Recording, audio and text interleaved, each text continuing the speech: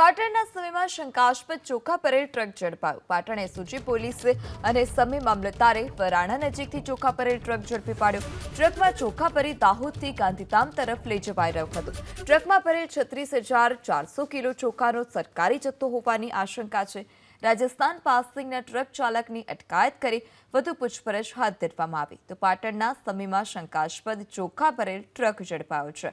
વધુ માહિતી સાથે સંવાદદાતા એઝાઝ પણ ફોન લાઈનથી જોડાઈ ચૂક્યા છે। એઝાઝ, કેટલી માત્રામાં આ જથ્થો ઝડપાયો છે અને આ જથ્થો સરકારી છે કે નહીં તેને લઈ કોઈ માહિતી સામે આવી છે ખરી?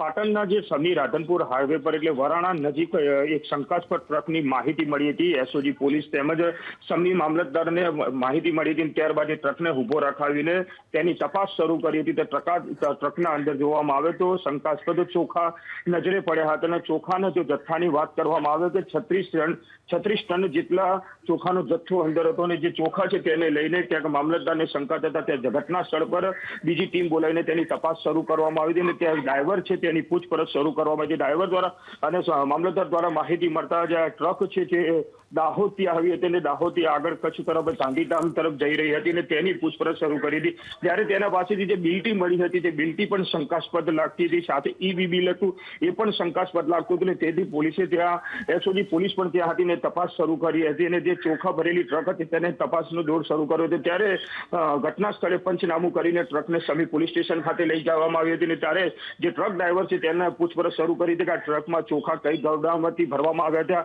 આ ચોખા કોણ, એનો માલિક કોણ છે તેની તપાસ શરૂ કરી હતી। બીજી તરફ જો વાત કરવામાં આવે કે જે હાઈવે પર ત્યાં ટ્રક કેટલા સમયથી જતી હતી અને કોના દ્વારા મોકલવામાં આવતી હતી તે પણ મામલતદાર દ્વારા તપાસ શરૂ કરી છે। હાલ તો જે ટ્રકમાં અંદર ભરેલો તમામ જથ્થો જે ચોખાનો છે તેને હાલ તો મામલતદાર દ્વારા જે માલ ગોડાઉન છે તેના અંદર સીઝ કરી દેવામાં આવ્યો છે અને કલેક્ટર દ્વારા તપાસનો આદેશ પણ કરવામાં આવ્યો છે કે આ ચોખા પુરવઠાના ચોખા છે કે કોઈ અન્ય ચોખા છે અથવા જીએસટી બિલ વગર અથવા ડુપ્લિકેટ બિલ દ્વારા આ ચોખા ભરેલો ટ્રક ગાંધીધામ કોના ત્યાં જતો હતો તેની પણ હાલ તો પોલીસ દ્વારા તપાસ શરૂ કરવામાં આવી છે। જી એઝાઝ, સમગ્ર માહિતી બદલ આભાર।